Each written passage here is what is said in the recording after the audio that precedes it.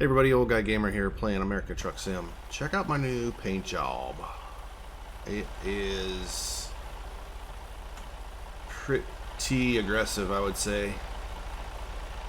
I dragged over the yellow-red combo from my old truck and put it on the top of this new paint scheme. It's pretty sharp. I like it. It's not my forever paint job, but it'll do for now. This is going to be one of those diary episodes where I just do a long job to make some money and talk about something out of my writing prompt book, so stick around and see what happens. Let me go grab a job. I haven't done a real true top speed test in this truck yet. Let's see what she'll do. 96, 98, 99 for a second. This is irresponsible, but don't be doing this on the real roads, people.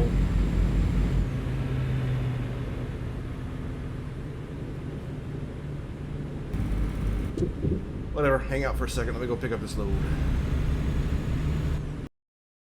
Well, boys and girls, I came here to pick up this cracker crawler tractor to make $64,000, but this crawler tractor is going to make 102. Yeah, it's a six-figure job. I came here to do the other one, but let's do this one instead.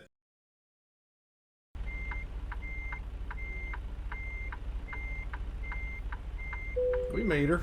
We got her in there.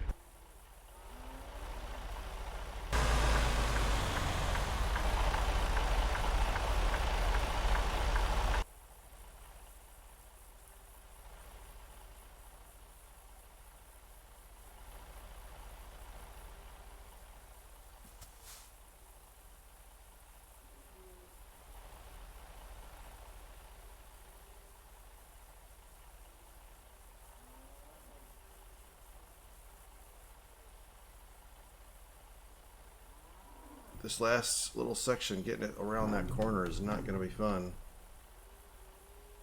But I got a plan. See if it comes together. That should be enough. Let's hop in here and get it done.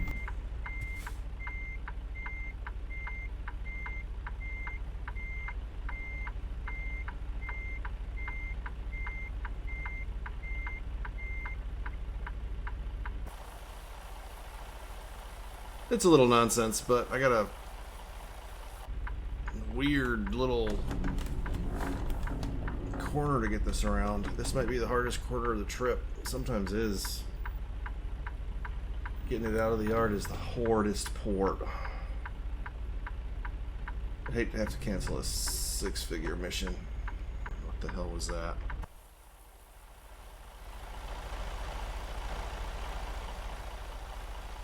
Alright, I'm going to do this from outside so I can see a little bit better. Here comes the dip. Look at that articulation. You mean to tell me they couldn't bring that tractor out here and load the trailer on this little straight road? They had to go do it at the back of their property that has a couple of tight twists in it to get off the property? Instead of taking the tractor and the trailer onto the property, just bring the tractor to the front entrance, you idiots. Thanks for making my job harder. It took me an hour to get out of your yard when you could have just driven the tractor over here in 5 minutes. Alright, rant over. Alright, boys and girls, we're back in the cab. I'm going to pull up here real slow and read this thing out of this book. And then we're not going to talk about what it says to talk about. It says, an alien has just abducted you. Give 3 reasons why it would send you back to Earth. We are not going to talk about that, but alien abduction we'll talk about. Just in general terms. Maybe aliens in general, not so much alien abductions.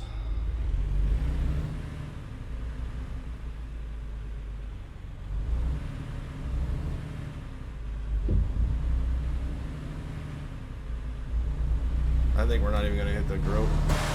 Yep, we're not even going to hit the grass on that turn. All right. I hope you all are feeling well, motivated. I got a long drive ahead of me. I'm hoping to make a lot of money for my company.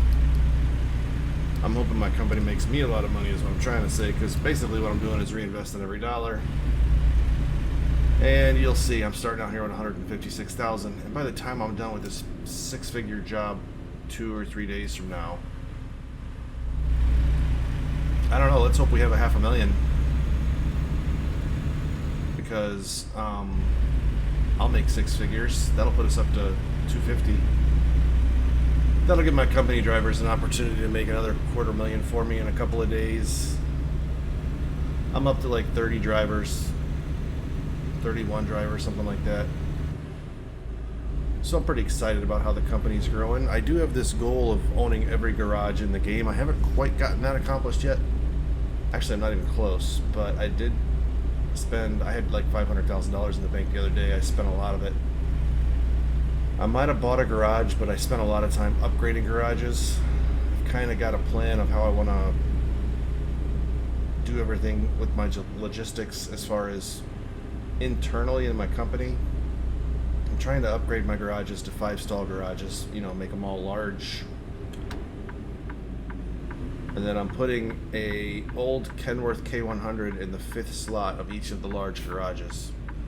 Yeah, you could go ahead and just pull out there, buddy. That's fine. We're here to serve you. I'm sure your time is more important than everyone else's.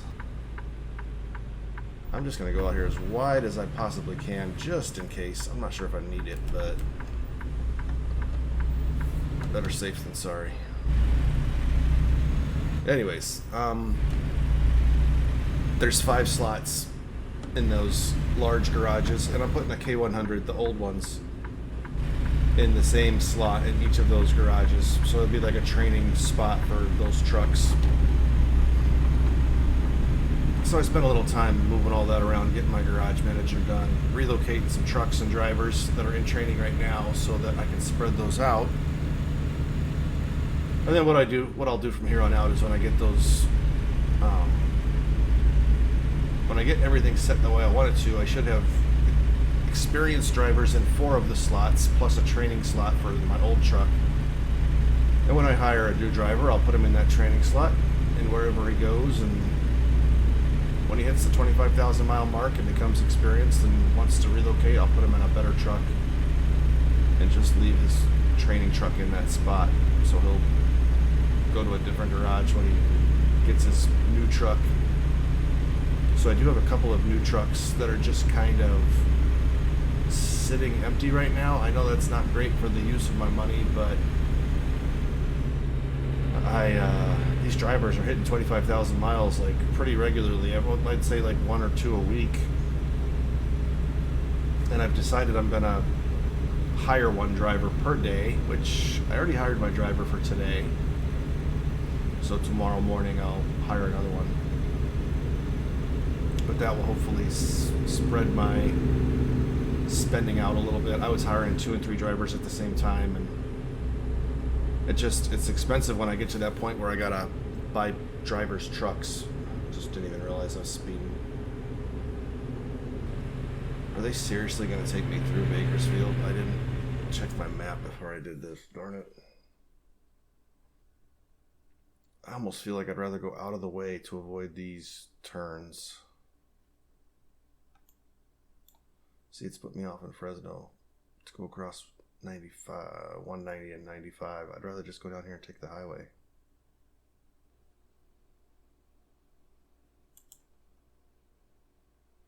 All right, I'm going to change this route around a little bit. It had me going through this little section right here has got a lot of twists and turns in it, and I was trying to avoid it. So I'm going to continue 99 a little bit farther south into Bakersfield, go through Barstow, and then go back up north on I-15. That way it'll be a little less hectic of a trip. Even though it's out of my way,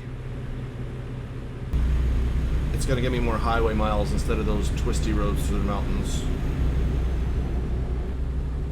All right, let's talk about aliens and abductions. It's kind of fitting because we're driving through Vegas. That whole corner of the desert United States where there's more sightings than anywhere else in the world. First off, let me just start by saying I don't believe there are aliens. If there are, I want to know. I think we could handle it as a society. As a human race, I think we could handle there being alien life forms on this planet. Whether they're working at Area 51 or whatever, I don't know. But if there's stuff out there, we can handle it. But if you look at the map of UFO sightings worldwide, the vast majority of the whole number of UFO sightings throughout history are almost all around the United States. I mean, there are some around the world, but when you're looking at the global map of sightings, USA dominates in the number of reported sightings. Seems to me to be an indication that people are seeing flying technology, the vast defense contract specialization, you know, how the U.S. spends more on defense than the next 10 countries in the world combined, or whatever that stat is. Slow down a little bit here. Combine that defense spending with the technology research that's going on in the defense industry. Combine that with the sightings of UFOs all over the world, mostly being centered in the United States. I think you've got a lot of argument that people seeing UFOs are not seeing aliens, they're seeing highly technological aircraft.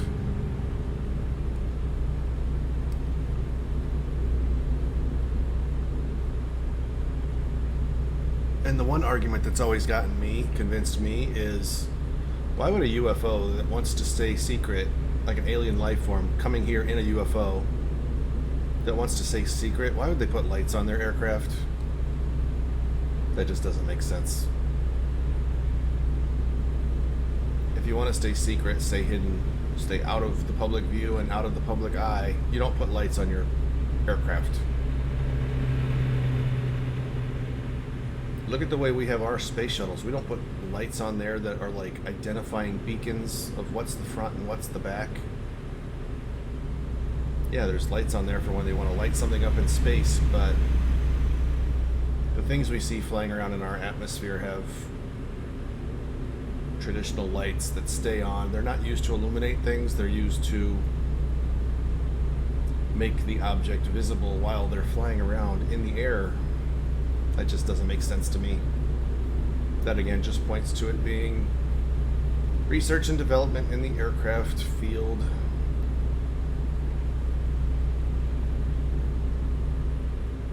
But hey, if there's aliens, I want to know about it. I'd be fascinated. And just to get this book prompt out of the way, if I was to be abducted by an alien spaceship, it says what are the 3 reasons they would send you back to Earth? Well, the number 1 reason is I'm about as normal a person as there ever will be, that they're gonna kidnap and explore.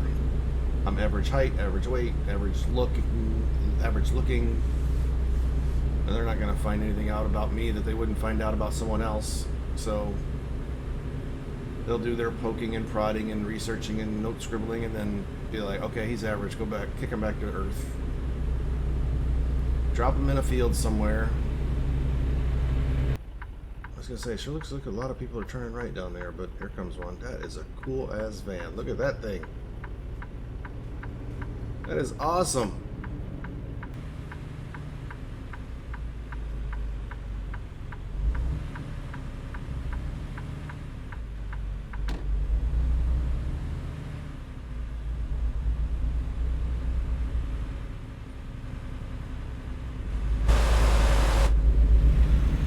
They were actually pretty cool. Left me a lot of room there.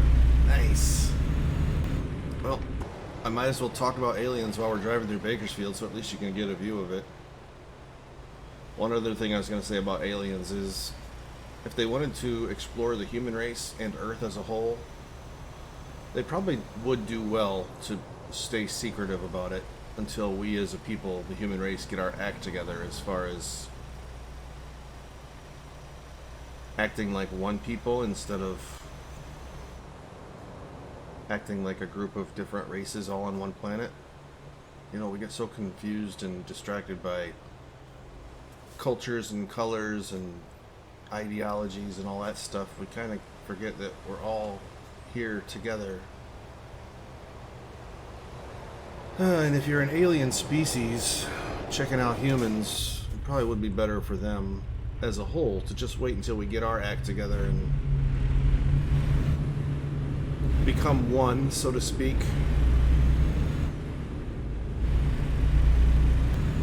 It's no wonder they don't want to introduce themselves to us, because we don't even treat ourselves well. So the thinking would probably be that we wouldn't treat them well.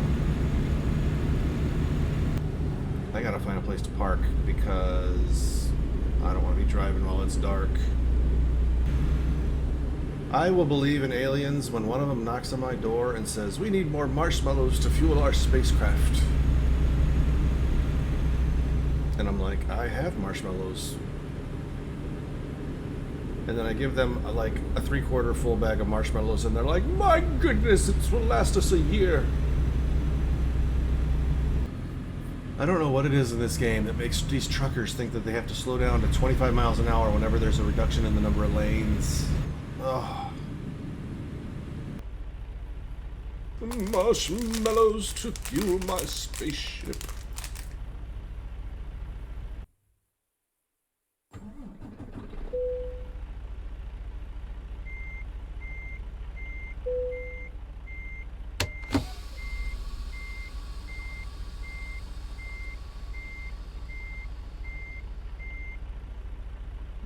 I need to find some swag to give away to people when Old Guy Gamer makes it big. I was thinking about getting little plastic Hula Girl dashboard things to give away. What do you guys think? Is that a good gimmick? I guess that mirror says it's clear. Ever since I got that Hula Girl on my dashboard in the game, I've been wanting to get one in real life for my real life truck. No, I don't drive a Class 8 semi. I drive a pickup truck, a half-ton Ram, but now I want a Hula Girl on my dashboard. You know, I've never actually been to Vegas. Technically I have, because we had an emergency landing at the Vegas airport one time, but never left the airport. We were only there for an hour or something. Then we took off again, but never been to visit vacation, like Vegas on a vacation. I would like to go there. My wife is not interested. So I will let you know how that goes. Alright, let's put some miles under us.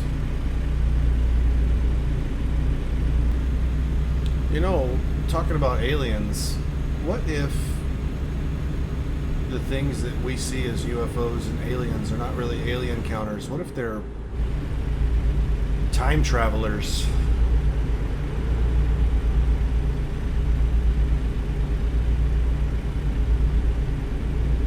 What if time travelers are coming back using futuristic vehicles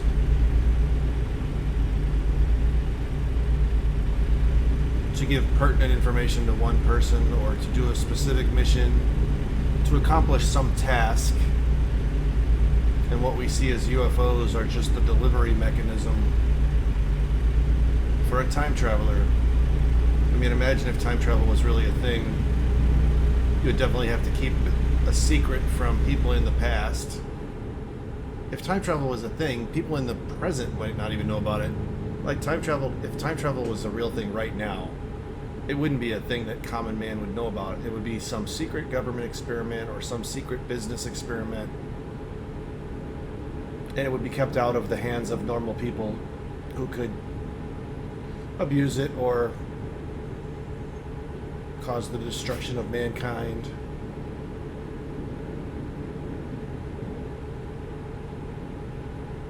I don't know, just a thought. Aliens are actually time travelers. Welcome to colorful Colorado. Our state color is brown. It's the color of our food. It's the color of the rocks that cover up our mountains. It's the color of our state flag, and it's the color of our demeanor.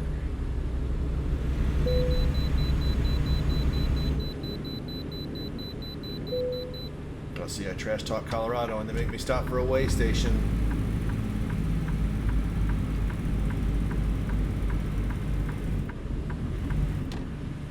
Typical Colorado. Retribution for saying brown is the state color. Man, I like those beacons at nighttime. That is cool. I feel important. Nice and showy. Everyone's looking at me. Even that train conductor down there's like, ooh, that truck's big. He's got a big yellow light on the truck. Alright, I'm gonna stop here. I feel like I'm off the road enough.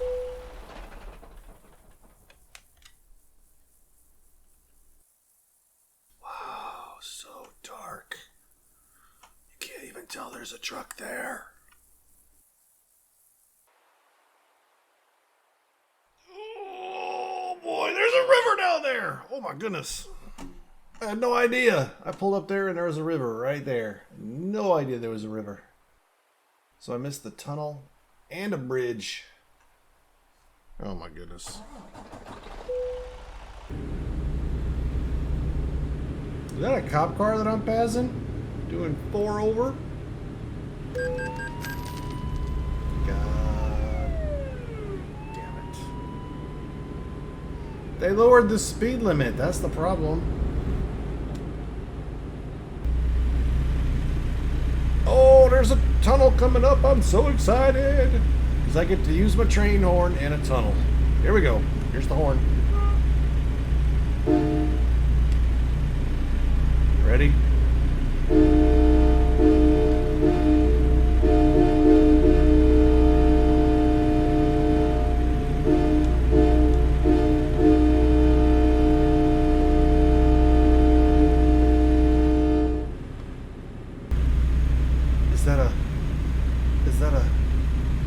Is that a scenic viewpoint I see?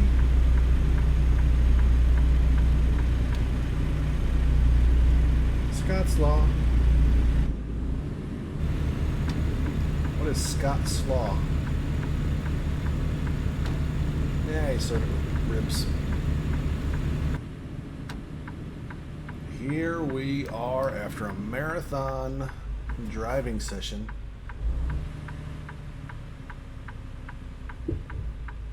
It actually wasn't as bad as yesterday's marathon driving session, but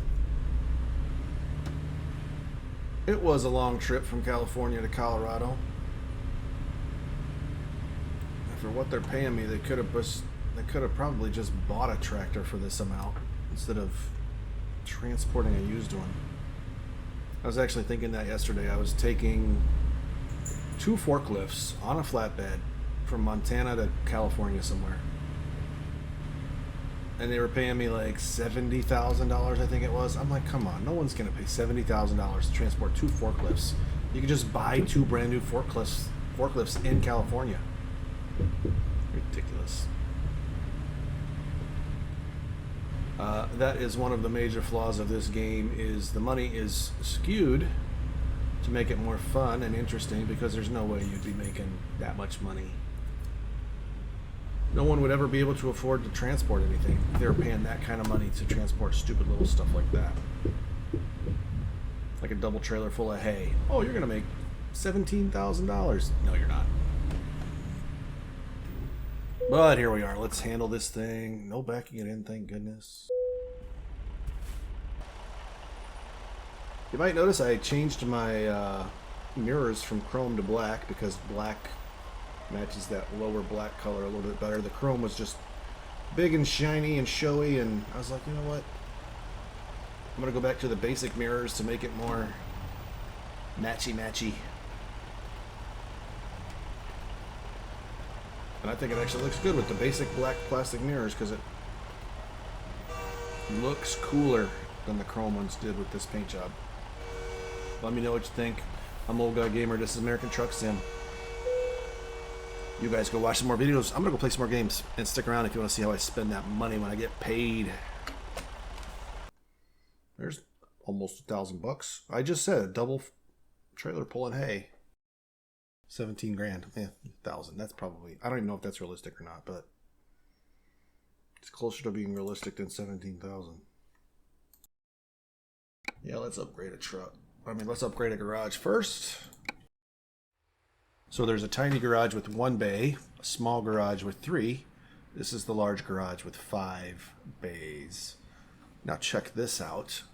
I noticed this the last time I upgraded a garage. There is a fuel station at these large places, these large garages, and I've never used it. So I'm wondering if I fuel up at my own fuel station, see over there on the left-hand side, if I fuel up at my own truck headquarters, is it going to be free? Is it going to be cheaper? I don't know. So